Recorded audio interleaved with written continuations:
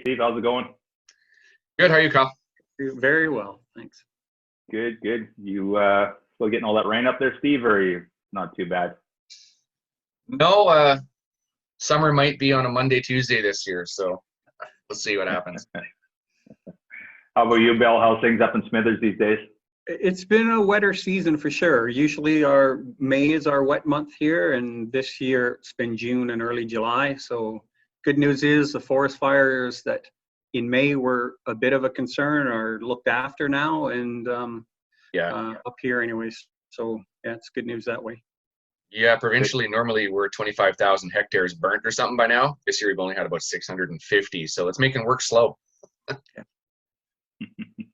Are you in the office there, Bill? It looks like you're working from home these days with all the stuff that's going on in the world. Little of both. I'm in the office today just because I have some items that we'll walk through and use as demonstration items. But yeah, I'm kind of half and half in between the house and here. Cool. So we're going to get into some horn aging stuff here, and kind of the intent of this Zoomcast was to do an update on horn aging for those guys that have been in the field before. And you've always been so generous coming to our show and talking about horn aging and doing a really good job. And I think the first one I did with you was about 10 years ago, and learned so much. I think with yourself and Andrew at the time, Andrew Walker. So always do a fantastic job and really appreciate it. But we missed it this year. We had the show canceled and everything. So Naomi Weeks had reached out and said, we should probably do something. And we actually talked about doing horn aging video, actually. And this is something, a goal of the society is to get something like that moving forward. But we thought this year, missing the show, this would be a good refresher for guys. We've got lots of new members that are new sheep hunters, and your courses are always invaluable when it comes to horn aging. So we thought this would be a great opportunity to sit down with you and go through the horn aging stuff. But before we jump into that, Bill, I thought Wild Sheep Society and through the Jurassic Classic and Abbotsford as well, Abbotsford Rod and Gun Club has supported us in the Region 6 Caspiar Stone Sheep Health Herd Assessment. I know you're the lead on that, so I just thought maybe before we jump into the horn aging stuff, if you just give us a bit of update. I think we're in year 3 of that project, and just where we're at, and talk a little bit about what's going on with the Caspiar Stone Sheep. Sure, I'll give you a summary. I'll maybe pull up a poster or two as well at the same time. So, like you said, we are in year 3 of that project. The current timeline is to have Grace there. Can you see that now? I'll zoom in. That looks good, Bill. One of the main focuses of the project was to look at ewe natal range selection and habitat use. So we deployed callers, and if you've been reading the updates, if your membership's been reading those updates, you'll understand how we deploy that and how we identified lambing range. Initial summary has come back, and the graphic here that you'll be seeing on the screen kind of runs down through that. We had the good fortune from one winter to the next of having different snow conditions. So snow on the ground lasted quite a bit longer in the one year than the other. And if you look at the middle bottom of your screen there, when we look at lambing periods, that seems to be reflected, a response seems to be reflected there with respect to winter severity. And on a little bit more to the right, when you look at the use of the types of different landscape attributes, we found that ewes were selecting different areas as well. So Grace Enns is the master's student at the University of Alberta who's doing a lot of the heavy lifting on this and the statistical analysis. We are hoping that she's going to have her master's thesis completed in December of this year, and then she'll be able to move to defense of that. The other part of that project is the health assessment. So Dr. Kylie Thacker was leading this. It's a master's of veterinary medicine. So she's already a veterinarian, but now she's moving on to her master's in veterinary sciences. And she's helping us develop a baseline of health and fitness condition in thin horn sheep. She's also done some work as part of this study in Alaska as well. So it's going to be quite a comprehensive analysis of what do our thin horn sheep carry naturally, how might that be affecting their productivity and their health and their fitness. So looking forward to that. And her timeline is somewhat similar. She's probably next spring when she's looking at wrapping a bunch of this stuff up. So that, in a nutshell, is the Cassiar project and where we've got to with those two. We're kind of pretty excited that we found a bunch of new information, new science that people had not known about before. We were able to test field gear that had never been used before in British Columbia. So we've got some lessons learned from that we've helped provide that to other projects that are using similar technologies now. So it's been a really good project. Awesome. Bill, is there anything that stands out from, you said there's some new findings and stuff, and I know obviously there has to be a final report and that sort of stuff, but is there anything that stands out in your mind from that report or from the study so far, the assessment, that you find particularly interesting that you can share with us, or do we have to wait for the final report on that? A couple interesting things that caught me by surprise. So we had also done some work, part of Kylie's project was studying another herd of stone sheep. And when we compare the fitness, the body condition of the Cassiar animals to this other group, there was a significant difference in average body condition. So anybody who's involved with the agricultural world will understand body condition scoring that they use for domestic stock. We use that same sort of scoring along with a bunch of other wildlife specific things, but in a general sense, that body condition scoring, it's a ranking out of 5. Cassiar ewes generally were about a 3.5 on average out of 5 for fitness and body condition scoring. The other group, which is east of Dease Lake, was averaged about a 4.5. So quite a significant difference in body condition. Both captures happened in February of the year, so similar timing. And the populations weren't that far apart geographically, only a few hundred kilometers. So they experienced similar growing conditions, they experienced similar winter weather patterns. It really boils down to probably what the habitat that they occupy can offer them. So that's been an interesting sort of initial observation, and we'll flesh that. Kylie will flesh that sort of stuff out a little bit more in her work. With Grace, and looking at the ewe-lamb relationship, very tight windows of habitat selection for natal range. So lambing sites have a very specific suite of attributes with respect to slope and aspect, ruggedness, and depending on the snow depth in that winter, it seems that those parameters, or the range of parameters that make for good lambing habitat, get narrower. We kind of would expect that, but we didn't have any science that absolutely showed that before. The other thing was we learned that stone sheep ewes do not have, in the Cassiar herd for sure, do not have lambs every year. In fact, it seems like the ewes in that population, perhaps related to the lower body condition scoring, take a little bit longer to get to that first age of lambing. That's interesting because now we can compare that population to other populations when we sample them, and Wild Sheep Society is supporting the project in the Peace Williston area right now. And that's, we're going to gather similar information from that, and it'll be really informative when we start doing those sorts of comparisons on habitat use and lambing behavior and that sort of thing. So yeah, those are kind of the two, to me, those are the two big things that stuck out. And so, in terms of impact to a population that's small and isolated, any sort of additive ewe loss could be significant over the long term, very similar to mountain goats, really. Well, fantastic, Bill. I'm looking forward to those final reports. And So is this kind of our first baseline assessment then for those, for northern stone sheep, or do we have similar projects in the past where we've done this? Obviously for the cat's ear sheep, this is probably the first assessment we've done, I guess, eh? Yeah, we've done other work before in the Northeast looking at stone sheep populations where we've used collar data.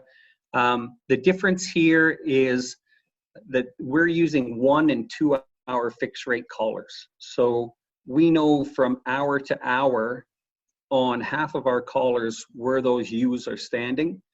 The other half we know every 2 hours where those ewes are standing.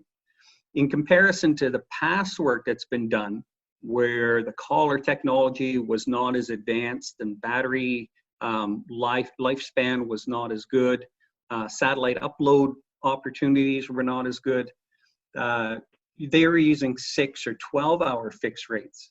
And what we see just with our 1 and 2 hour fixed rates is those ewes can move significant distances in just that short time frame.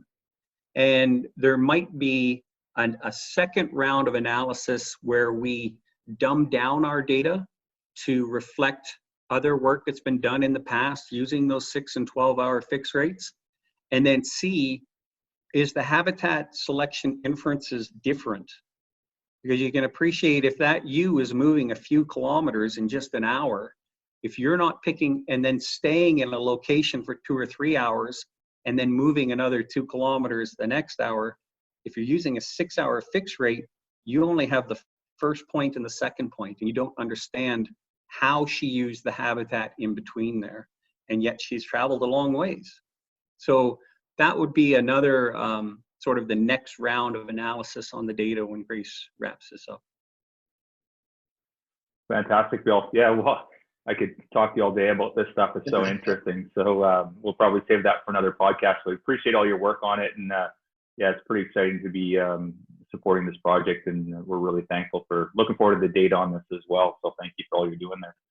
Yeah, you know, it's supported by so many groups, right? Wild Sheep Society was there right at the start.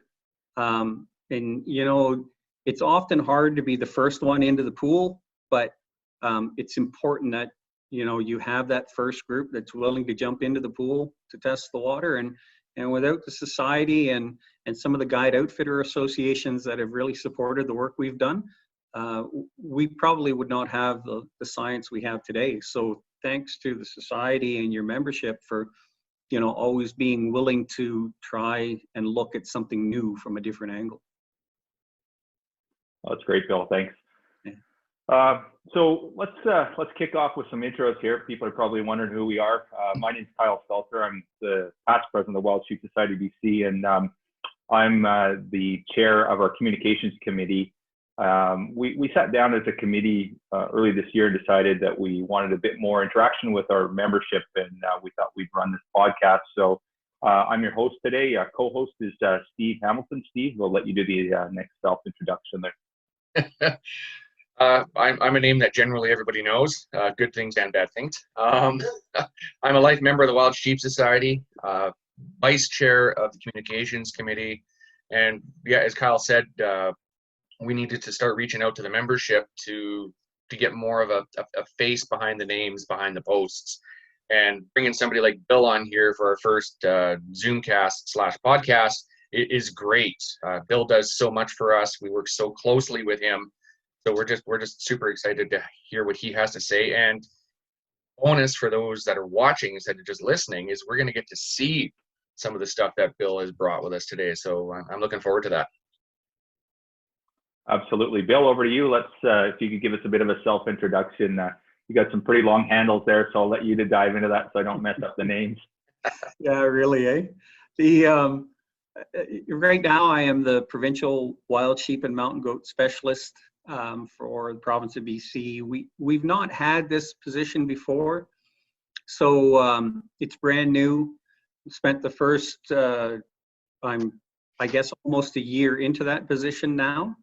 And we've been tackling a lot of stuff that had kind of not ever been looked at before. So I'm trying to coordinate different research products and outcomes, supporting regions with background information on the regulations, really trying to build relationships with conservation partners like the Society and the Foundation and some of the guide outfitter associations as well, Jurassic Classic. So, you know, linkages with Rocky Mountain Goat Alliance, citizen science inputs, as much as we can do. I really think that one of the big wins, if I'm able to achieve it, will be to kind of pull this group together and get everybody working on the same page. And so, yeah, that's been a lot of what I've been doing the last little while, looking at some different regulation changes or considerations, helping Conservation Officer Service out with different directives, managing some of the issues that come up around sheep health, mountain goat health, working with Dr. Helen Swancha and our wildlife health group. So yeah, it's every day is a new adventure, but we seem to be getting some wins and we seem to be getting some tasks done. Well, that's great, Bill. And I want to commend you. One thing that I've personally found that you've done a really good job of is communicating, really. And, you know, lots of times there's not enough communication around things are happening in government, but we're not seeing it because it's not getting shared. And, you know, you've been on Beyond the Kill on their podcast talking about the new citizen science app. And you've been really good at communicating. You're always at our show. I know you're down at the Wild Sheep Foundation. So you're kind of the face of wild sheep in BC, certainly on the government side, and you've done a fantastic job. So kudos to you on that, and on the communication aspect of it, even being here today with us, taking time out of your busy schedule. So really thankful for that. And then also just, you know, I don't make it a habit of commending the government, but I will in this case, in the sense that they found the resources to make this position a specialist in BC for wild sheep and goats a priority. So we've got the funding for that. And so hats off to the ministry for that. And so, yeah, this is a new position, but you're not new to wild sheep in BC. So can you talk a little bit about your background, I guess, on that? You don't have to go into a bunch of detail, but although the position's new, you're not new to wild sheep at all. Yeah, no, I've you know, been fortunate enough to been, you know, I came to British Columbia in '96. I did a lot of work with mountain goats on the south coast, and moved north. Was able to, you know, dive into thin-horn sheep and really sort of get a lot of bucket list things done, right? Like different species drive people in different ways, and I'm fascinated by mountain ungulates. So I'm really fortunate to be able to be here. Been able to represent the province for the last half dozen years on the Western Association of Fish and Wildlife Agencies Wild Sheep Group. That's an international jurisdictional, basically any jurisdiction in North America that has wild mountain sheep is part of that. So being able to operate and function and interact at that sort of higher level has been really rewarding as well. Fantastic. Well, that's great. So let's kick things off here with the horn aging stuff. So just a little bit of background. I've had the opportunity to be on a few sheep hunts. I've been sheep hunting for maybe 10 years. Certainly not an expert by any means. And I certainly learned tons whenever I've done a horn aging seminar with you, Bill. And Steve is new to sheep hunting. So we thought the two of us on here would be an opportunity. You know, I've been on the hunt before, so I'll probably have some topical stuff that I may have question-wise, and then Steve will probably have some new questions for the new sheep hunter. So we'll try and bring that aspect to it, and we'll just kind of go through. So maybe, Bill, if you could start off just talking about, you know, if we look at the regs, you know, when I started sheep hunting, it's intimidating. You open up that the regs, and you know, there's, you know, mature, and there's full curl, and there's thin horn, and there's big horn, and there's noses, and there's horns, and it's a little overwhelming, to be honest with you. So I guess maybe if you could dumb it down for us on, you know, on sheep aging in general, and maybe talk a little bit about thin horns and big horns in BC, and how the regs kind of work around that? Sure. I can completely appreciate what you say with respect to it, the regulations seeming a little overwhelming. Regulations have evolved. Back in the early 1900s, there was no bag limit on sheep and there was no horn curl restriction. Because of different pressures that have happened, and as we've learned that different types of harvest levels can affect the way that sheep populations function and can affect their fecundity or their productivity, those regulations have evolved. And it's important for people to understand that the sheep populations that we have today, whether it's bighorns or thin horns, are a product of the way that we've managed them.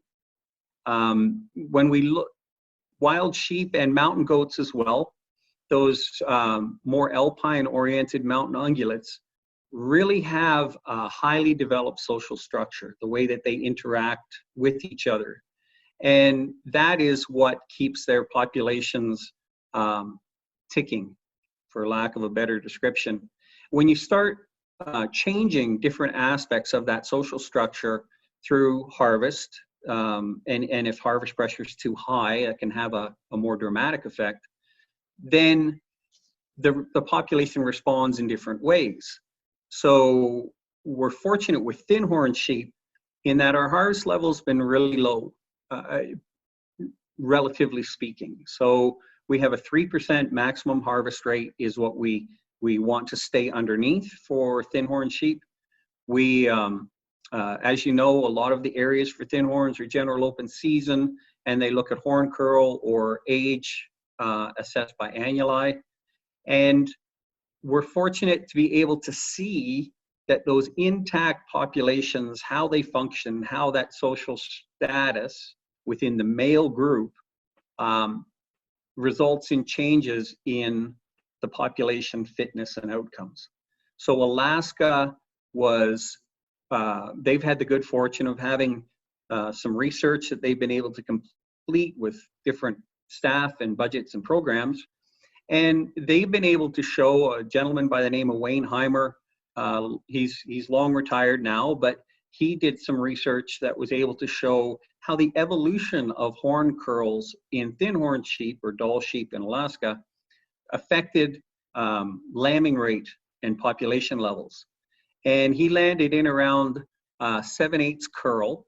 So if you have your mature population, your male group is mostly mature within your rut group, and they've got a 7/8 curl or more, then you don't have a negative effect on lambing and pregnancy rates. But when your harvest pressure is too high, or you change those horn curl restrictions in thin horns to become more reduced, then you can actually have a population effect on harvest. So we kind of use, if we use that example and we compare it to bighorn sheep, and you look at the really wide array of bighorn sheep regulations, and especially if you look south of the border in the US, some of the very different jurisdictional parameters around horn curl.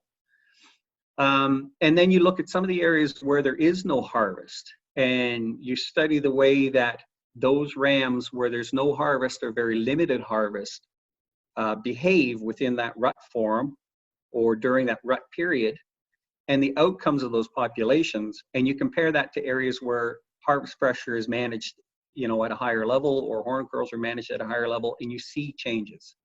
So our objective in BC is to try to manage at a level that provides for opportunity for people to go out. I mean, we're fortunate, we still have a lot of opportunity that's over the counter, buy your tag and go. But in the back of our mind, we're always watching those population responses as a result of hunter pressure.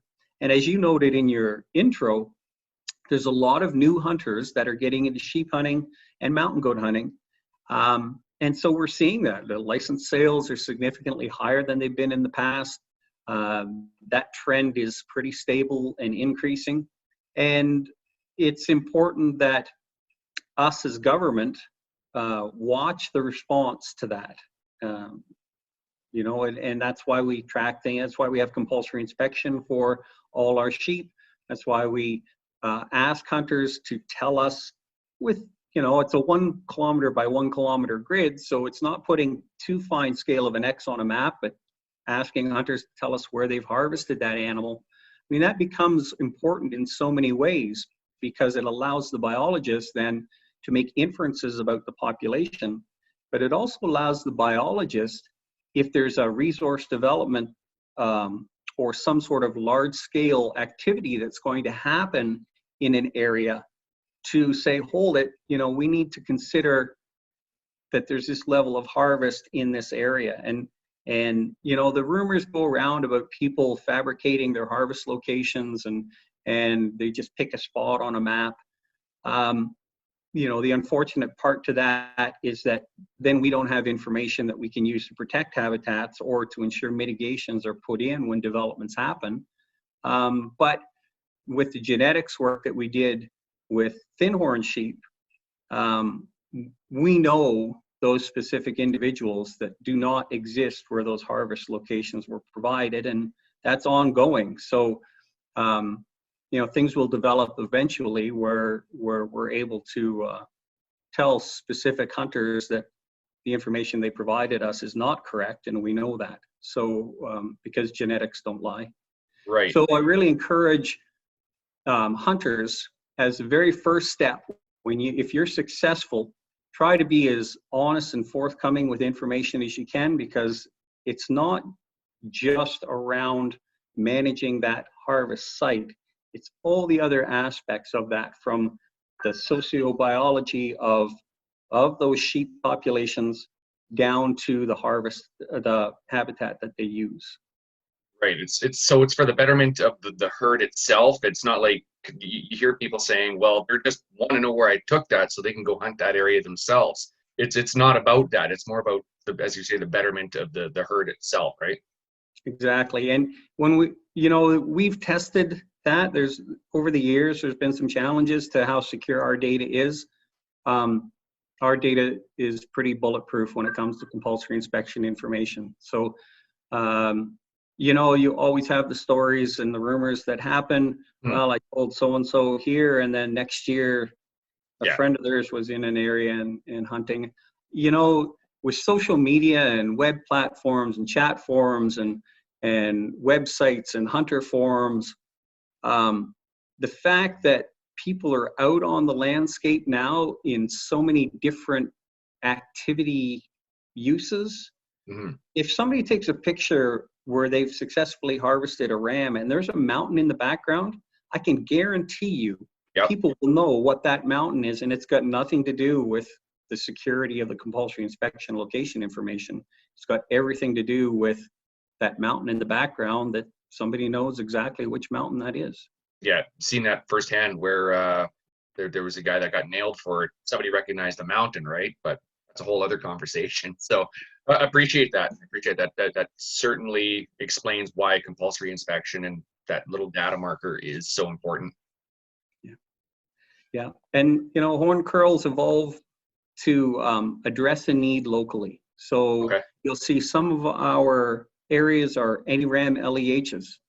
And the reason for that is because the region is concerned about targeting too much harvest on that older group of rams, and they want to rebuild the older group of ram proportion within the herd.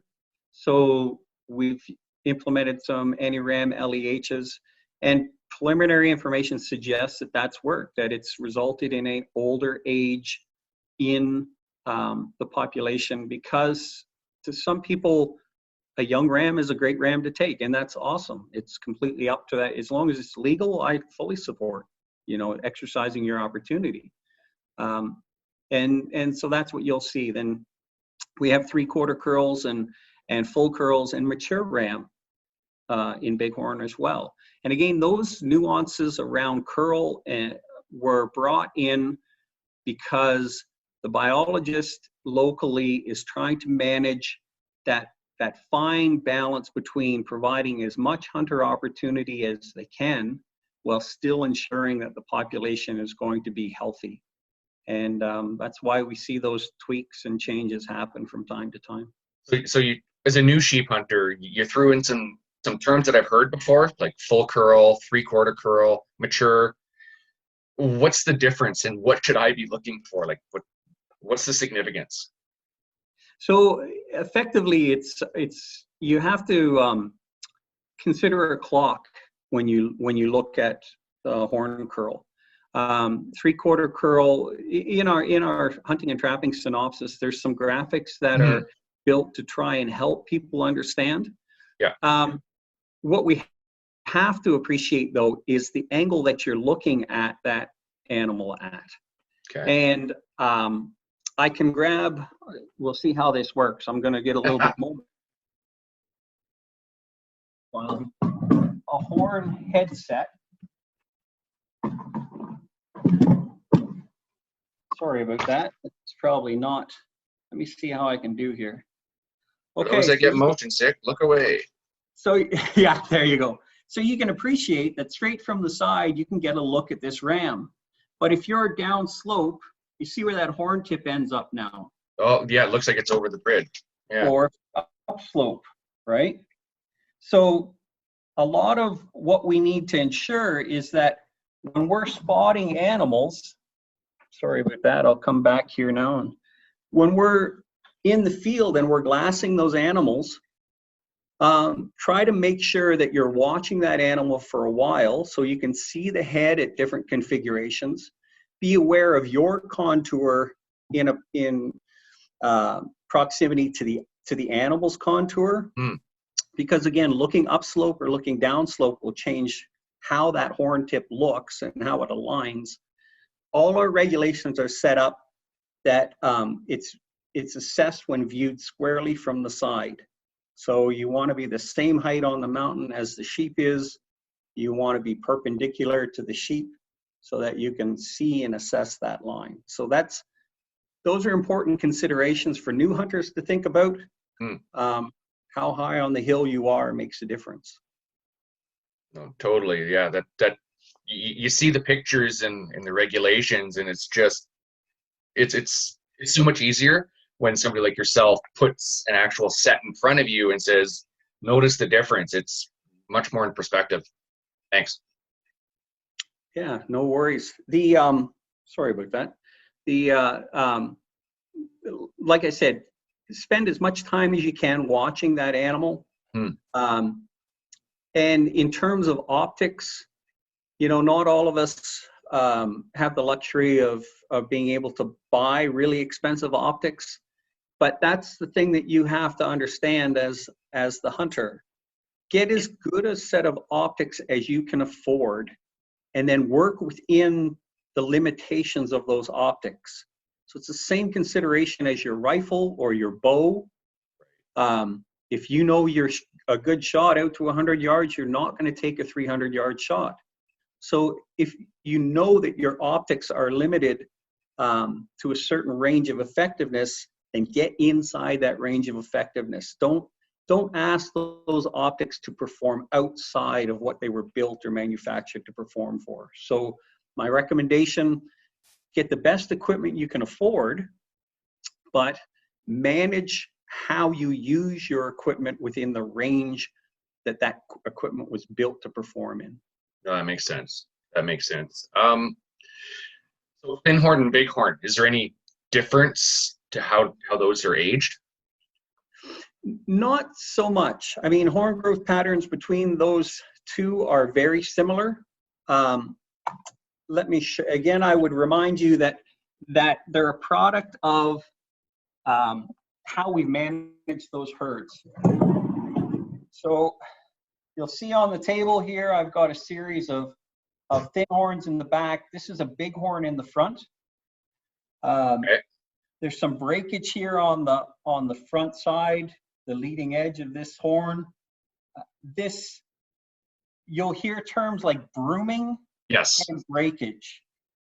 So if you can appreciate that brooming is a battering of this tip from combat or from them rubbing against rocks or trees, that sort of stuff. So there's some erosion, but there's also that percussion that happens.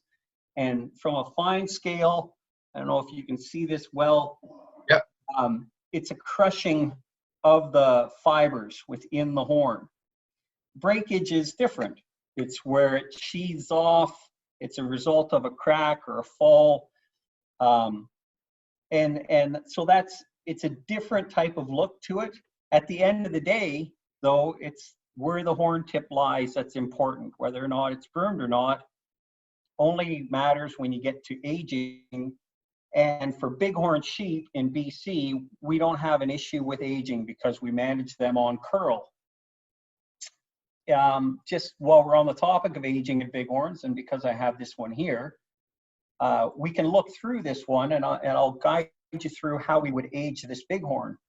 So what we want to do is identify the lamb tip. Now, the lamb tip is not always easy to see, and the lamb tip is grown between about 10 weeks after that ram is born. It starts, and it grows continuously through the first year. But you can appreciate that in winter, everything slows down, and so you do end up with a bit of a slowdown in growth.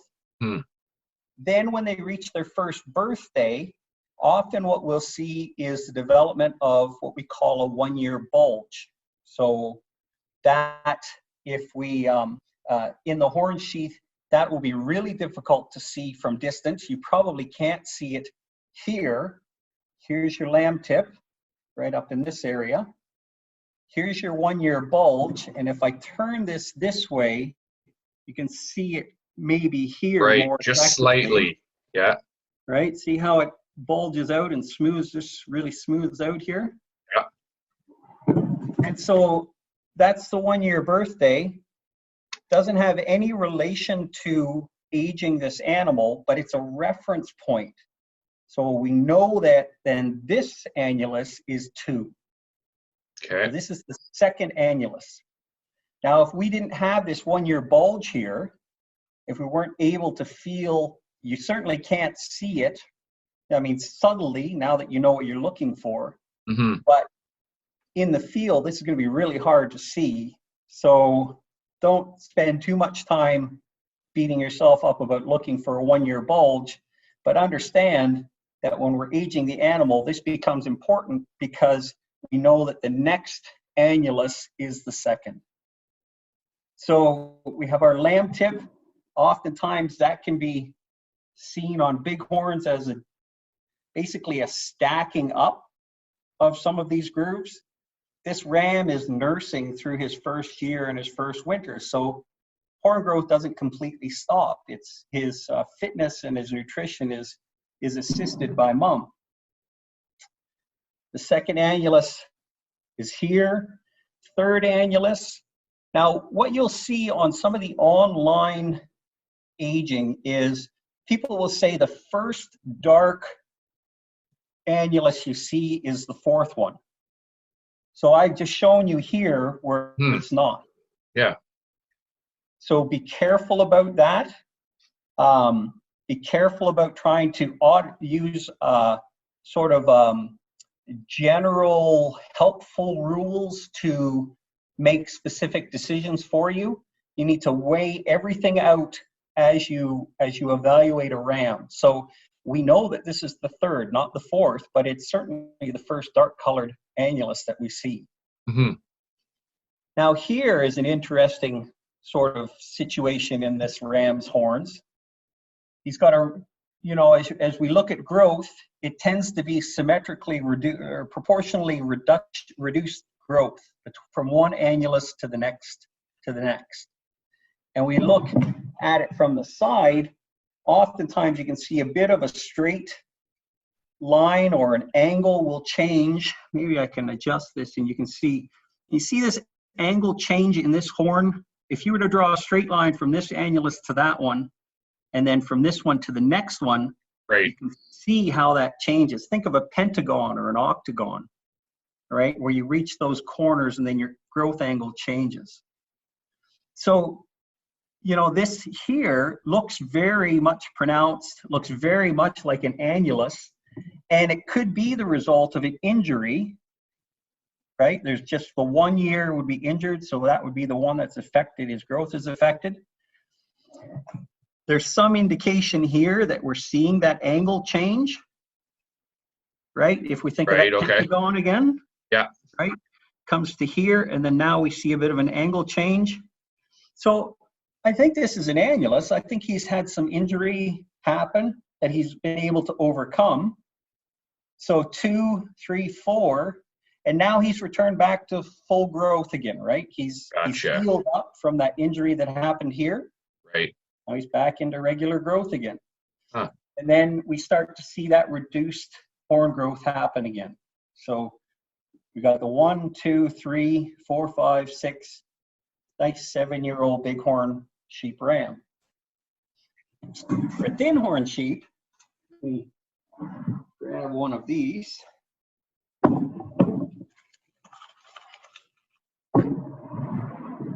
What we see is that lamb tip tends to be more pronounced. And if I turn it this way, oh, definitely, yeah, you can see it much more so than the bighorn. The 1 year bulge, again, it can be more pronounced.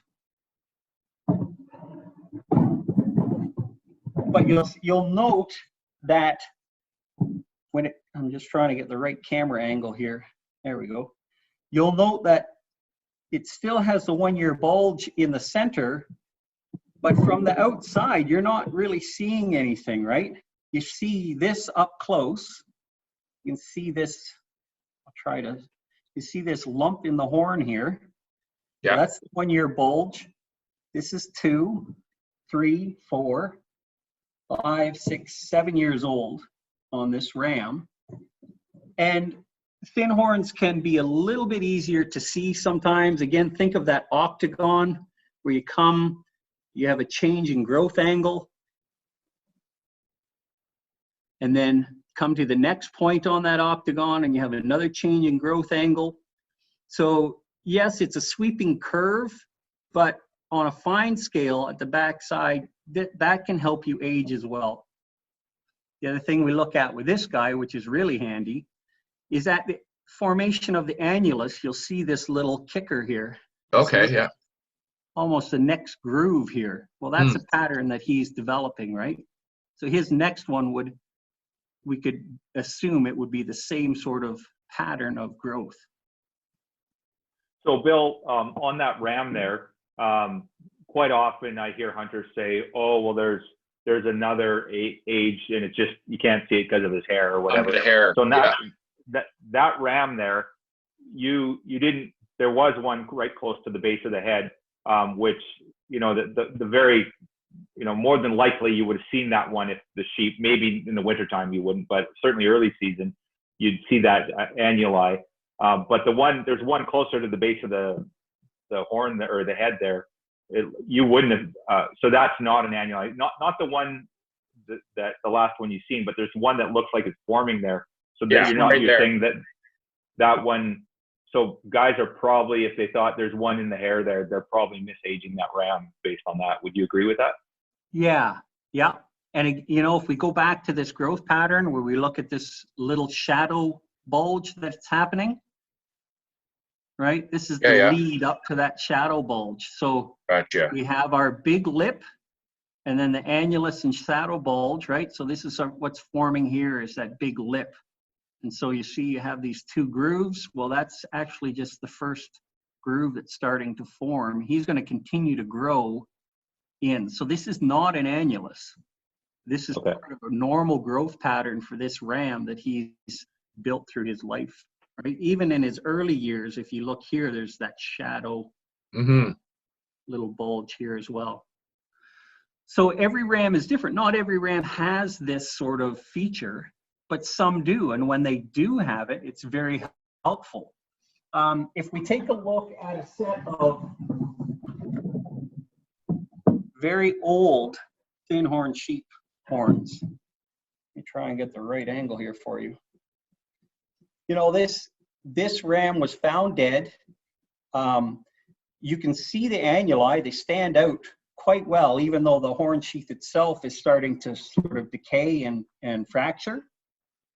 And you can see here, this on this ram, that's the 12th annulus. So Wow. you can see how small they start to get when they get really old. Right. But you know what? If that's 12, you don't have to worry about it because you're only worried about 8, right? 8. Wow. And again, you can see that octagon sort of pentagon pattern develop in the inside of the horn. From the front side and rear side, again, those annuli are clear and crisp. So even though this is an old ram, he's very easy to tell his age. A younger ram, and we'll talk about false annuli maybe now, you can appreciate that if you were seeing this ram from a distance, just get the lighting right. You're seeing this ram from a distance and you're going to try to age it. This might cause you some grief, right? You're trying to understand, well, is this an annulus or not? Right. From the side, wow, it's got all the features, right? It's got a groove here. But from the front, it has no groove. It's a ripple, just like all these other ones. Right. So, you know, in this particular case, the hunter got a little artsy craftsy and tried to gouge it with their Leatherman. Wow. But that didn't work. But it makes a great teaching tool. But again, going back, remember we talked about each annulus having a distinct pattern? Right. And you can see that shadow lip here. Yeah. And you can see that shadow lip there. Gotcha. And there's nothing in here. Nothing there. Huh. So you're not going to see this with, you know, $59 binoculars, but with a $2,500 spotting scope, maybe you do, right? If you're at the right spot. So again, if you're going to try to inform your harvest based on age, be aware of these sorts of features that can be pretty convincing from a long ways away, but when you get up close, they're just not there. They're false annuli. Wow. So Bill, do you mind with that horn there, do you mind just going through and just pointing out each annuli, just so we clearly can see? Because even there's a few other ones in there that are a little confusing to me. So can you just go through and show us each year where you see an annuli for? Yeah, so this one here, you know, unfortunately I've cut it off because it's, because the main part that I wanted people to be able to see was just this false in here. Let me pull another headset.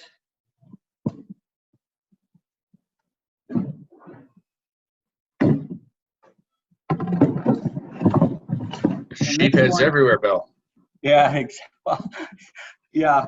It's a matter of wanting to make sure I had the right thing for you to see. So, you know, we look at this ram's headset. You know, here we are kind of from a front angle, and then as we move around more to the side, and we look at how the annuli are formed on this ram, and you start looking at these sorts of features in between here, right? And you start wondering whether or not these are annuli. They're dark, right? They've been stained.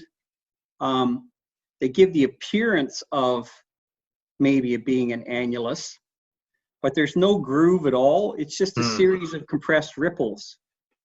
What we see with rams when they migrate, because they move around to different rut ranges and different areas, they interact with different groups, is that sometimes these movements can be significant enough that it affects the amount of available energy they have to put into horn growth.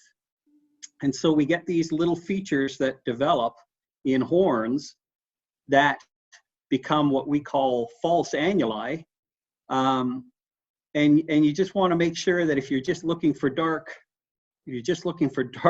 patterns on a horn, something like this might cause you some grief. So, but from an aging perspective, because of the regularity of this, it can be really informative. Mm-hmm. So we start here, you know, you run down to your lamb tip. This one's got really good growth for his early year. Lamb tip's there. The 1 year bulge, I don't know if that shows up. You can kind of see it there at my thumb. A little bit. And then here's 2 and 3, Oh, Bill, 4. quick question for you while we're there. So if I'm looking at that ramp, can I, when I see that first line, that first annuli, can I always assume that's a second year, that's its second year? Do I always assume that, or are there cases where there maybe is an annuli even though there's no bulge, or even though there's a bulge as well? So is it safe to always say that's year 2 when I'm looking at a ramp? No, I wouldn't. What we see sometimes, our lamb tips will form like this. Okay. So if you're counting this as 2 and it's actually 1, then you could be taking a 7-year-old as opposed to an 8-year-old, right? So there's some caution there, because we do see, I don't have one of those here with me today, but we do see those lamb tips form that look pretty crisp like this does. So always be cautious. You know, aging in the field is a tricky thing, and I don't know that if the ram is not full curl and you're at 8, you shouldn't feel bad about walking away from rams like that. I know I have, and it's just not. It's not worth the risk, right? It's not worth the. No, definitely not. Issues. So as we walk through this horn curl, again, we see these ripples that might from distance be mistaken as annuli that we know now are false, because there is no groove. They're just a series of ripples. We see this appear in the middle here, and this is a really strong indication. So it has a bit of a groove to it. But when we think of that octagon, pentagon pattern, and we move from one annulus straight line, there's a change in growth or horn curl angle to here. You see how flat this is across this section? Yeah. He's probably injured enough to cause an issue with his growth, but this doesn't reflect a year of growth. We would see that horn curl change, that angle would change here, and it's not. This is as flat as it comes. In terms, maybe I can try to slide that out a bit more. So you can clearly see that angle of horn curl change there and change here, but nothing in between. So from a regular growth pattern, it would make sense that this is a false annulus as well, right? Horn growth proportionally decreases as they get older. So if we look at here, there's nice symmetry between these annuli. This one is the outlier. This one's the irregular one. So when you're in the field, if you see a situation like this, be really careful of something like this, because it can misinform you at distance. And then, if you're counting this as your 8th annulus and it's not, because it's a false, that's where you run into issues. So horns look for uniformity and growth, look for uniform reductions in patterns, look for these little indicators, right? So here's that ripple, here's that ripple. Well, geez, that's right about where that ripple sits. Gotcha. There's that ripple again. You can see it still looks a bit more like a groove, although it's not as pronounced as this in the same spot. So this ram has a lot of things that can tell you more about it than just looking, oh, this is a groove, so it's got to be 1. We move around to the front, you start to see these false annuli, and they're just smooth. There's no groove. Nothing there. So you want, like I said, you want to be able to view that animal for a period of time. You want to see it at different horn angles. You want to see different lighting, and you want to make sure your optics are not going to let you down. Do you mind aging that one for us, Bill? Just go through, because there are a few false in there. Just go through and age them for us and what you're looking at. Sure. So this is the first one. I'll put it from the front. You can kind of see it. It's a little bit more pronounced here. There's nothing inside this this horn sheath at the top here, right? It's grown. So this is number 1. Again, we identified our 1-year bulge, which is right here. If you were here, you'd feel it for sure. So we know that that's his first birthday. Here's number 2 then, number 3 and 4 and 5. And then here is that false that's going to cause us some grief. It's not an injury. This does not a typical injury pattern while we're talking about it. Recall that bighorn that we looked at that had that just the 1 year with short growth, and then the next year had a sort of a disproportionately longer growth. That's more typical of an injury. The reality is where these animals live, if they're injured and they can't clear that injury in a year, they're going to die. They'll get eaten, or they're going to be, their fitness will be reduced where they can't recover from it. So when you see 2 short sections of horn, just don't automatically assume that those are 2 years of growth. It's much more likely that is a false annulus. And you see how even these guys are, right? And here's that false again, and how even those are. And here's that false again, and how even those are. So back to our aging, 1, 2, 3, 4, 5, injury, 6, 7, 8, 9. This is a 10-year-old ram here. Wow. So he's a shooter then. Yeah, for sure. You know, when you go back to that, you know, we'll look at the front again and remember those little cues we were talking about. See the little lip there, right? Those become really key. Growth, proportional. Exactly. But this could be one of those, Kyle, you had mentioned earlier about an annulus being lost in the hair. Definitely. Yeah. But again, he's 10 years old, so the horn growth is slowed down so much that, yeah, that might be lost in the hair, but you're still going to see quite a bit more horn for that ram, right? Wow. So Bill, that ram, I'm not really seeing him from the side, from the angle of the camera, but he isn't past his nose, is he? Or does he come down? And no, so that's no. So he's clearly a legal stone sheep, but he doesn't meet the past the nose, and it does talk about in the regulations about not shooting a ram. You shouldn't shoot him on age, or you know, certainly if you're not confident that he's a mature ram. So I guess we could talk a little bit about that for just a new hunter going into the field. In a case like this is a legal ram that is okay to harvest, but he doesn't actually bridge his nose in this case. Yeah, exactly. Our current regulations talk about full curl, which means that horn tip, you know, let's change it. You're looking up at that ram from down the hill. So now he looks full curl. But when you look at him from, try and set this back up again, from squarely from the side, you know, he's not full curl. In which case he would be legal to harvest if he had 8 annuli. The regulations speak more to has attained the age of 8 years old, is evidenced by the presence of 8 annuli, right? So like you said, he's old enough, but hunters should not be ashamed or upset about walking away even from a ram like this, because like we said, this one's probably inside the hair because his growth is so short.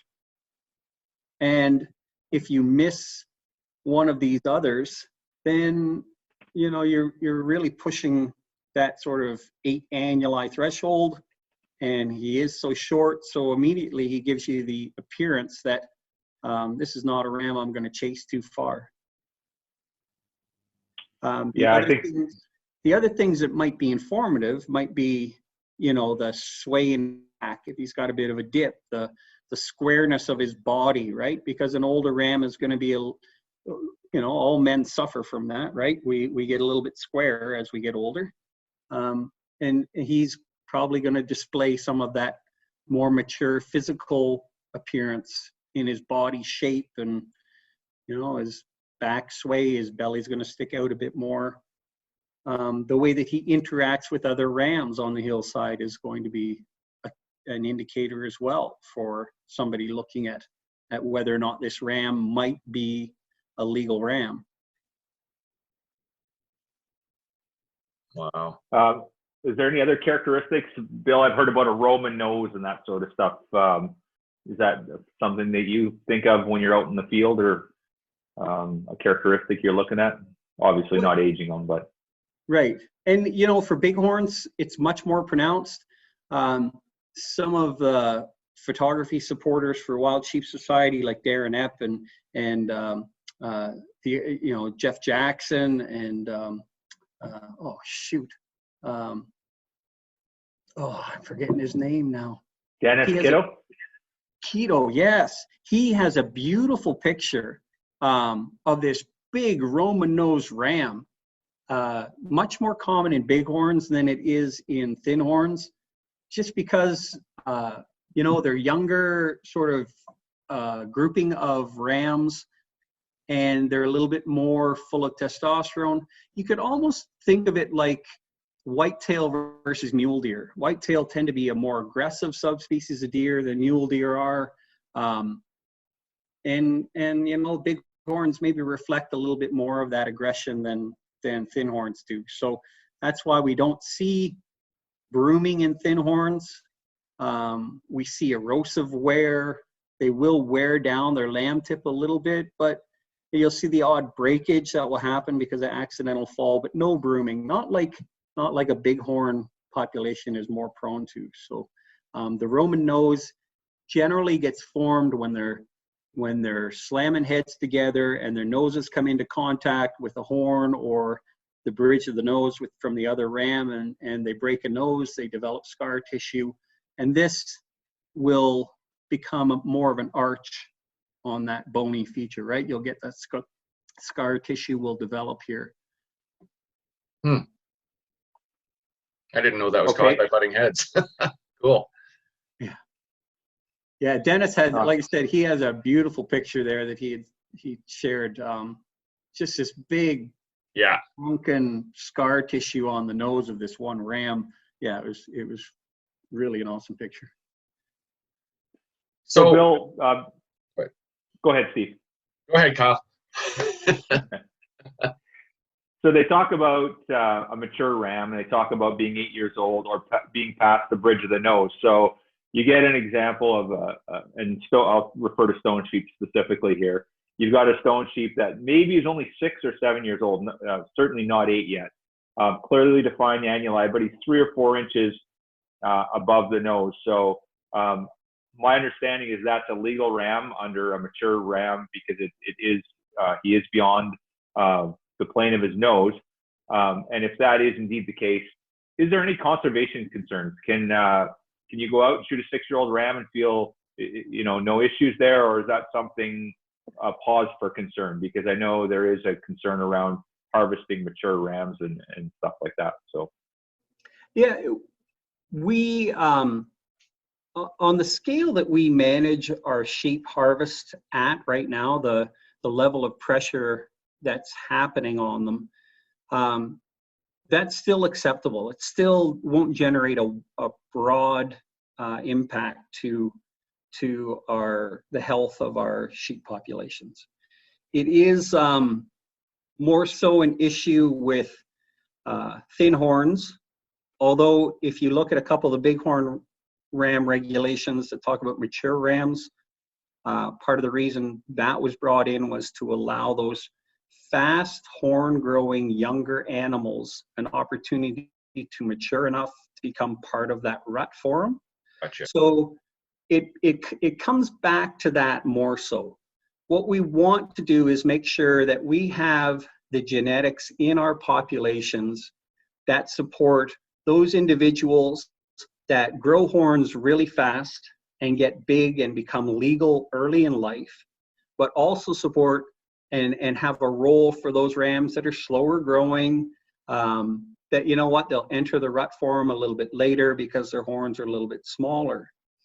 There's been some science published that's pretty credible science that shows that when your harvest pressure is too high and you effectively shoot every ram that becomes legal, you're going to really reduce the genetic representation of those fast horn growing genes.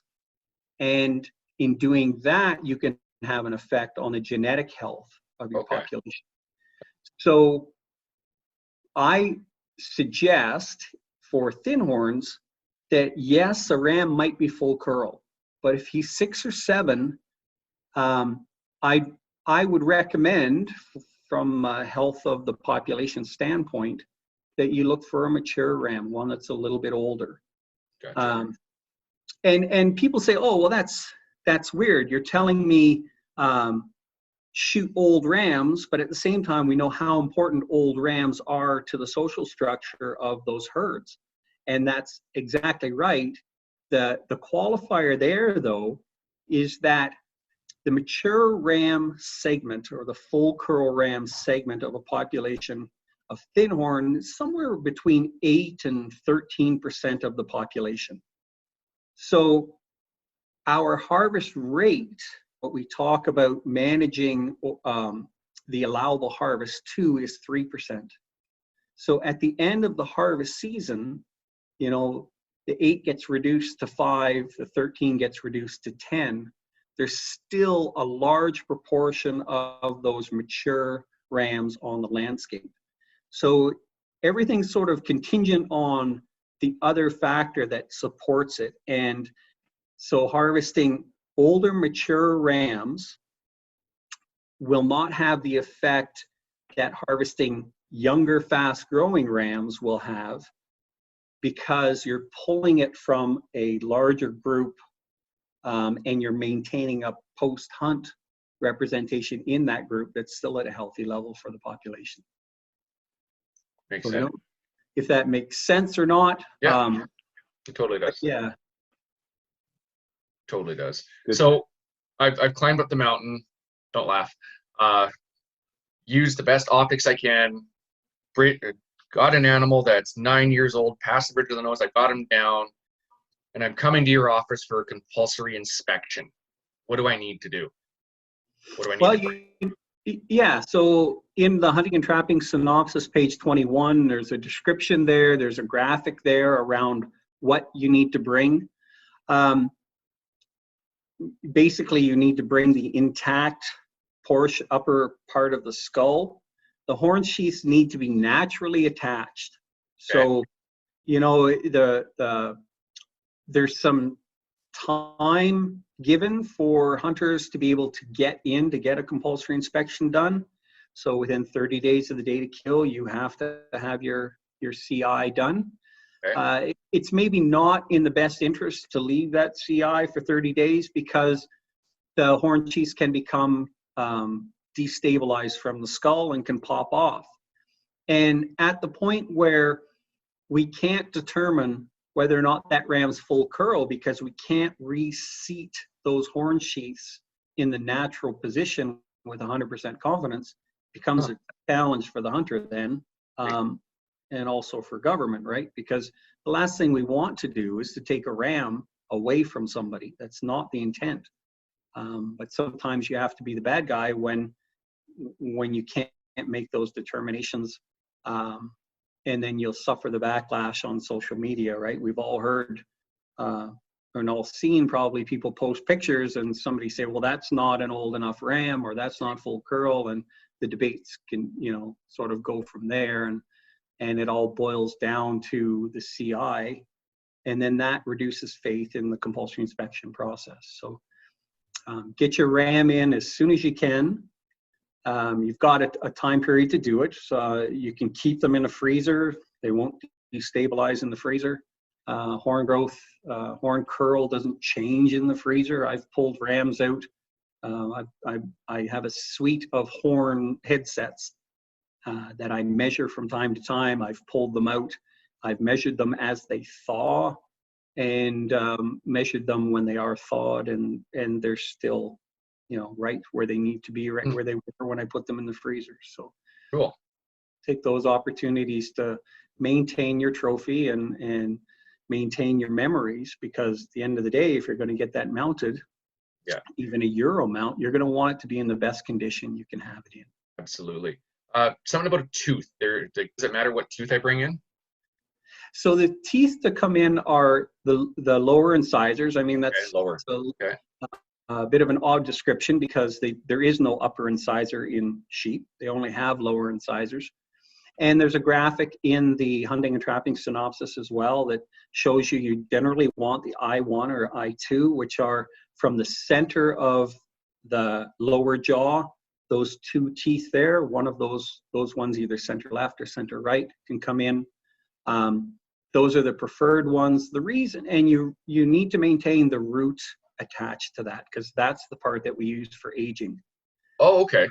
So we grind that root down, put it into a slide, die, apply a dye, and if you think of tree rings, you know, cementum layer on teeth is very similar. They form lines the same as annuli, and you can age that animal. What we found so far is that the annuli counts generally favor the hunter as opposed to the tooth ages. Oh, interesting. Yeah, well, it's because if you think the first annulus, that ram is only about 6 months old, between 3 and 6 months old. Right. So he's in a tooth cementum layer, he's not developing that cementum layer there. So it makes sense in that regard. The teeth just aren't old enough to put that ring in there yet. So, yeah. Good to know. The other thing about, and just while we're on, sorry, I didn't mean to cut you off, but no worries. If you bring your headset in, we are trying to take that opportunity to do nasal swabs. It's a passive sort of monitoring for Mycoplasma over pneumonia.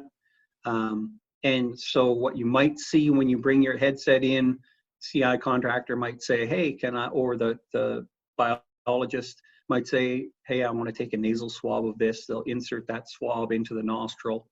And what that does, sorry for the jiggling again, what that does, if you see the lower jaw, this is the roof of the mouth you're looking at. Okay. And you see the void at the back, which is the back end of the nasal cavity. That's where that swab touches. So when you're taking your ram head out, not that you want to don't wash that area, but try not to lay it in the mud so that gets filled with mud, because that's where we want to take that swab sample from, is the very back part of that nasal cavity. And then in doing that, we can run the tests for Mycoplasma over pneumonia. OV, yeah. Cool. So, hear about a jig. You don't make us dance in front of you or anything. It's something to do with the horns, right? Right. Yes. The jig. There's two jigs that we use in BC. So they're known as the Yukon or tuning fork jig. They were developed. You probably, anybody who's seen even aging videos or measurement videos online will have seen that tuning fork jig, and that's basically what it looks like. I didn't bring one here. I should have brought one in, but they work really well for bighorn sheep horn curls, for assessing that. Okay. The reason being is because they use eye sockets and nasal cavities, bases of horns as their line reference points for bighorns. In the Yukon, it works similarly because, again, the Yukon uses different reference points, and so does Alaska. For BC thin horns, they're not great because horns are not symmetrical. They're like, they're different, but they're like antlers, right? Rarely are antlers completely identical on each side. They can be really, really close, but oftentimes they're not identical. And horns are the same sort of thing. They have subtle differences between the left side and the right side. And the Yukon or tuning fork jig for the BC regulation doesn't do a great job at identifying that. You can still do it it's a bit of a cumbersome project. So Cool. we instead use, if there's a ram that gets referred to us, I use something we call it the Skeena jig. It was developed here by Al Eady years ago. And what it allows us to do is accommodate differences in horn curl, differences in the way that those horn sheaths come off the forehead of that ram, and clearly identify the sagittal plane, which is that split between the left and right hemisphere of the skull. Okay. So we use that jig when we have to for really close animals, or if we're going to court to present evidence. Cool. But we wouldn't expect something like that with a thin horn. You're not going to get a thin horn put on a jig. Is that correct, Bill? Well, oftentimes because it's easier to measure, they'll put a thin horn on the jig because it supports the headset while they do the length measurements. Sometimes for training purposes, the biologist will be showing other staff, or the CI contractor might want to get the hang of using the tuning fork jig and the apparatus, and so they might do that sort of as a learning and development thing. But from the point of going to court, we would opt for the Skeena jig. Okay.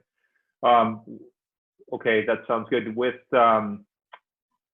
so all rams are compulsory inspection. Do we ever get the information back on that? So you're taking that incisor tooth. Do you guys run DNA on that? And do we have access to that information if you do run the DNA on it at all, Bill? So we have not used the teeth for DNA at this point. There is opportunity to use teeth for genetic analysis and for things like trace mineral. So you can appreciate that a lot of mountain ranges in BC have unique geologies. Those geologies feed the plants and forage products. And so what those animals ingest can slightly change the trace mineral concentrations in their bones and tissues, and that's reflected in the teeth as well. But we have not, while we stockpile the teeth, we've not actually done that next round. In terms of the age, I've shared ages for sure. The teeth have come back, and when I know that a hunter, or if there's a note made on the compulsory inspection form by whoever's filling that out, that the hunter would like feedback on that, that's something we can do. The challenge in doing it quickly, though, is that we stockpile all the teeth from 1 year, and then they get sent down to Matson's lab, which is a professional tooth aging organization.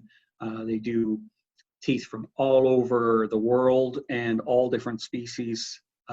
Very, very high degree of accuracy. So we send them down to, and it takes about a year or a year and a half by the time the tooth is submitted before we get the data back. Huh. Okay. Bill, I just want to loop back just quickly. You talked about getting the Moby swab done. There's a couple things there. First of all, it's my understanding that it's a regional bio or a biologist that maybe is doing the CI that's going to do it. So it may be not your local CI that's doing the inspection that's able to do the swab. It has to be a bio. Am I correct in that statement? Yeah, well, for the most part, yes. We have the quality control for those swabs is pretty important. So while we found that heads can be pretty slimy, it's when you take that swab and you remove that organism or that material from the suit that it's living in, that it becomes really fragile. So, some jurisdictions have handed those swabs out over the counter, and they've said, anyone who wants one, come and grab it. Hunters have responded. They certainly have taken a bunch of them, submitted a bunch of samples. The problem is because we don't know the life of that sample. We don't know if we get a negative, if it's truly a negative. So what we've opted for in British Columbia is to have biologists do those swabs, veterinarians do those swabs, or specific individuals. So some of the CI contractors, for example, a couple taxidermists do those swabs for us. But they've been specifically given instruction on how to take them, how to manage and store those swabs. And we're really sensitive to that, because a false negative is a dangerous piece of information. It's worse than no information. So that's how we've tried to manage that risk in BC, because we have budget constraints on the number of samples we can send in, and we don't want to waste those dollars. Okay, good. And the other question I had, Bill, is it's my understanding that the cape still needs to be on. If you remove the cape, then you can't, it's too late. You have to bring the head in intact to get that swab done. Is that correct? So if somebody is on a stone sheep hunt in the backcountry and they cape their ram out as just a skull, it's not going to work in that case. Is that correct? No, not always. So Okay. I've been able to take some very good samples from, well, when you bring your head in, it does need to be skinned for horn curl measures, because the hide can add 5 to 8 millimeters in length, and depending on the length of hair and the season the cape was taken in, so early season versus late season, if your ram is 6 or 7 and it's close to the bridge of the nose, you can avoid, it just avoids a lot of grief. So we ask hunters to skin their heads before they bring them in for CI.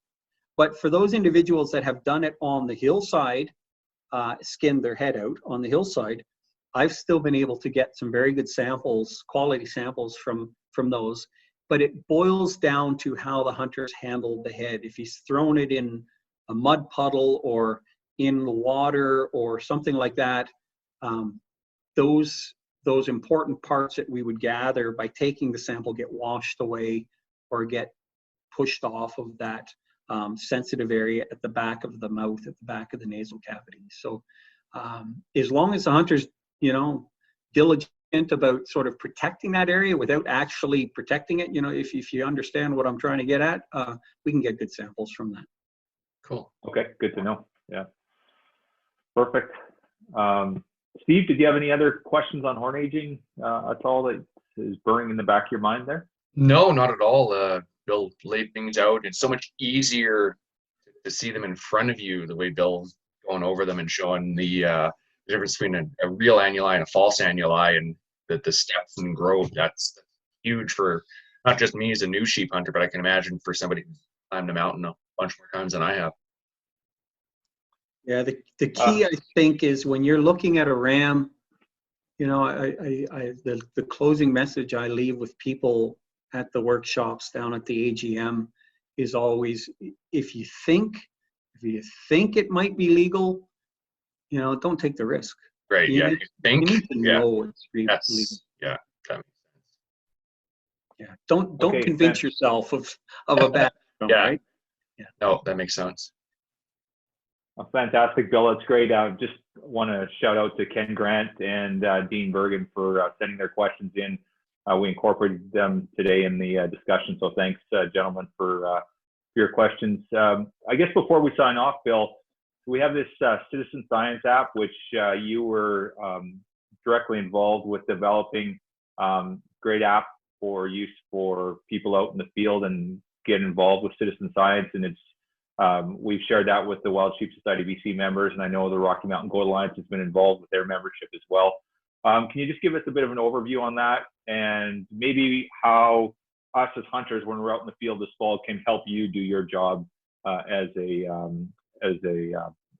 specialist back in the office? Sure. So the main objective behind that app, I think you were part of that conversation, Kyle. We were thinking, well, how can we get better information into the hands of regional biologists? And the big hole for us really is natal range. We don't have a lot of, we don't undertake surveying during times when kids and lambs are hitting the ground, because we don't want to harass or cause issues for that ewe. And we certainly don't want to affect the survivorship of those lambs and kids after they hit the ground. So we don't survey during that time. it's a bit of a black hole for us, except where we have some collar data. But you can appreciate we don't have collar data on a lot of our populations.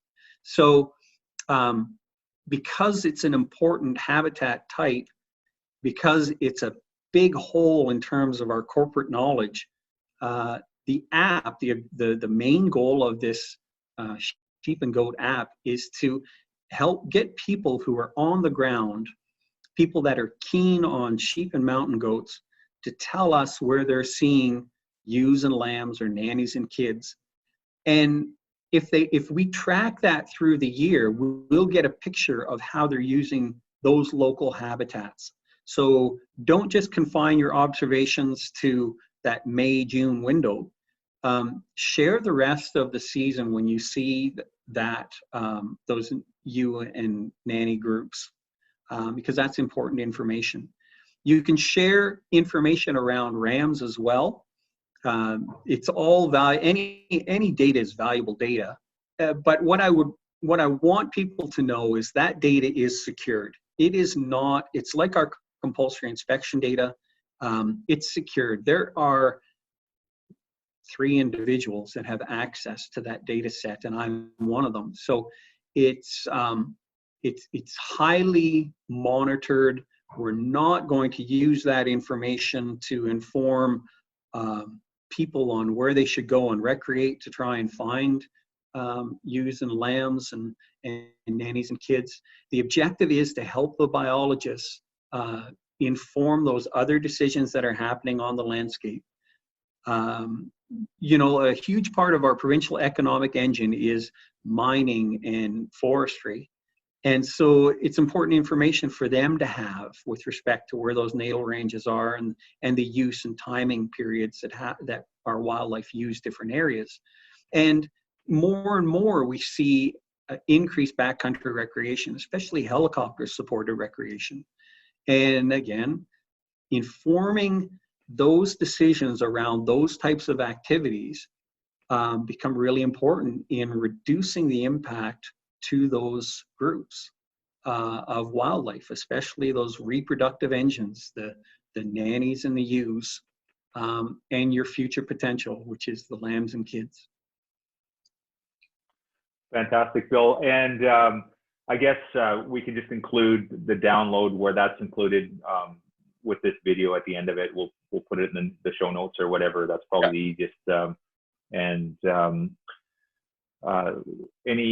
I guess that's the best approach. And you can use it on your smartphone, I presume, and it will work when you're offline. So you can log your location if you don't happen to have a cell service, and then the data gets sent once you're back in range. Am I correct in that? Yeah, absolutely. You can also, if you see an observation and for whatever reason your location is shut off on your smartphone or your smart device, or you get home and you log on to your home computer, you can enter your observations and you can still move that observation pin to the correct location. So while you might be on one side of the valley and you mark your location and you say you're seeing, 3 nannies and 2 kids, it's marking your location. So if those animals are actually 5 or 7 kilometers away across a valley and you're seeing them because you have some really good optics, you can either in the smartphone app or in your computer website app, go in and shift that pin so it accurately reflects the location of where those animals are. That's pretty cool. Fantastic, Bill. Okay, so just to wrap things up, so you're a new sheep hunter or you want a refresher, any recommendations on where to go for more resources, more information on sheep aging and being out in the field and how to get a feel for what's legal and that sort of stuff? Any recommendations or resources that you can point the hunters to? So, there's a few. There's a bunch of individuals who have taken it upon themselves to put that information out there. Access whatever you can. You don't necessarily have to take that person's word for their opinion of the age of that animal is. But it might be useful for you in terms of understanding how they arrived at that age.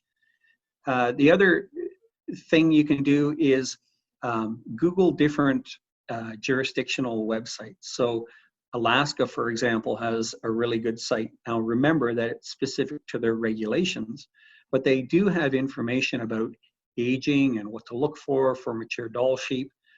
Yukon has information. Certainly a number of the jurisdictions in the south have Bighorn sheep information and how to age videos. And I think there's a few probably partner organizations from the society and the foundation that also have developed their own aging social media outreach platforms. So surf around, gather as much information as you can, test or challenge each person's opinion, and make sure that you're comfortable with it. And as you learn, you know what, maybe you'll make a different determination than another person. It boils down to some people are risk prone, some people are risk averse, and I'm risk averse. So if I see an 8-year-old animal and the curls close to the nose, I'm going to walk away from that finhorn. It's because I don't want to take the chance, and I feel good about that. I don't have a problem walking away from that animal. I'm still a less than one club member, but it's because of the choices that I've made, and I don't hold any regret from that. Other people are more confident maybe, or more quick to become confident in their determinations. And it boils down a lot to sort of your exposure and your experience and your general demeanor, really. That makes sense. Yeah, excellent advice, Bill, and I'm with you there. Last year I was on my sheep hunt, and I think we'd gone quite a while, and we'd seen quite a few rams, but weren't able to get on. And there was one that we spent basically the day pursuing, and got up to him, and it was one of those things where he's just that close, and he was almost certainly 8. But I've always used the adage: if there's any doubt, there is no doubt, right? It's just you can't afford to make a mistake on it. So yeah, we let him walk, and he'll certainly be legal this year, and we're going to go back and find him for sure. So. So in terms of other resources, I just wanted to point out that every year at our AGM in Kamloops, we do a horn aging seminar. Bill, you've been there numerous times and done a fantastic job for us. So for our members, if you're a member, come up to the AGM. And in fact, you don't even have to be a member. You can attend the Kamloops Convention in March. And we will do the horn aging seminar. We do that every year. It's important education for us as hunters in the field. So anyone that is interested in that, we can't do much for this fall, but certainly for coming years, come to Kamloops and attend the seminars, and there's always great information there. So Steve, any last questions for Bill? Or no, just appreciate your time. I certainly learned a lot. Yeah, well, hopefully I didn't talk too much and put you to sleep, but it was great. Yeah, just spend as much time you can looking at sheep, whether they're live on the hoof or whether somebody who's got a mount and they're willing to let you come and look at it. People do make mistakes, so if you take a look at the compulsory inspection form says this ram should be 10, but you think it's 9, you know what? Sometimes that happens. Sometimes there's a mistake made on the CI form, and don't feel bad about that. Ask questions about it. The one thing that I really hope is that when people ask questions, that everybody helps try to provide information along the way. There's, it's better to ask what you think might be perceived as a silly question and get an answer than not ask it and, be left wondering later on. Well, fantastic, Bill. Well, I can't thank you enough. And Steve, thank you for co-hosting today. And just a pleasure always to speak with you, Bill. And, like Steve said, I've sat through many of your seminars, and I always learn something. And again, I took some gems away today that are going to be valuable. And really appreciate your time, and wish you a prosperous fall. And hopefully you have you get kicked out of less than one club this fall. So thanks, Bill. Yeah, thank you very much.